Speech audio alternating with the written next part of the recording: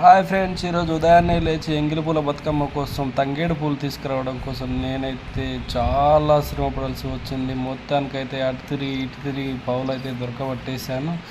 ఎంత కష్టపడాల్సి వచ్చిందంటే ఈ పూలు తీసుకురావడానికి అయితే చాలా కష్టపడ్డాను. మొత్తానికైతే పూలు తీసుకొని ఇంటికి వచ్చాను. ఇంటికి వచ్చాక ఇంట్లో అయితే మొత్తానికి చామంతి పూలు, గులాబీ పూలు, నేను తీసుకొచ్చిన తంగేడు పూలతో మా ఆవిడైతే బతుకమ్మ పేర్చడానికి ట్రై చేస్తుంది. అన్ని పూలు తీసుకొచ్చి ఒక దగ్గర పెట్టేసుకొని బతుకమ్మ చేయడానికి అయితే రెడీ అయిపోయింది.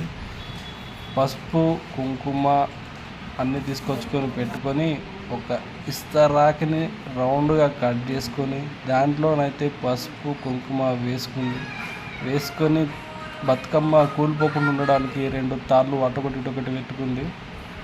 తర్వాత తంగేడు పూలను తీసి బతుకమ్మ పేరడం అయితే ప్రారంభించింది. బతుకమ్మ పేరుస్తున్నప్పుడు అటు ఇటు పడిపోకుండా ఉండడం కోసం మనం కట్టుకున్న తాళ్ళను అటు ఇటు డిస్టర్బ్ అవ్వకుండా ఎప్పుడప్పుడు సర్చ్ చేసుకోవాలి. తంగేడు పూలు పెట్టిన తర్వాత చామంతి పూలతో మళ్ళీ సెకండ్ రౌండ్ అయితే నీట్గా పెట్టుకోవడం జరిగింది. చామంతి పూలు అయిపోయిన తర్వాత ఎర్రటి గులాబీ పూలను ఒక వరుసలో పేర్చి వాటన్నిటిని సరి చేసుకొని ఎక్కడైనా మిస్టేక్స్ ఉన్నాయా, ఏమైనా సైడ్ ఒరగడం లాంటివి ఏమైనా దొరుకుతున్నాయా చెక్ చేసుకుంది.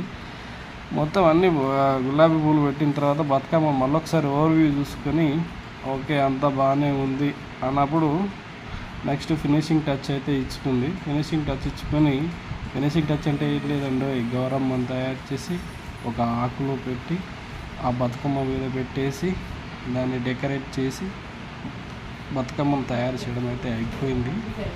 ఇది మా ఇంట్లో తయారు చేసుకున్న బతుకమ్మ. మీకు నచ్చితే లైక్ చేయండి.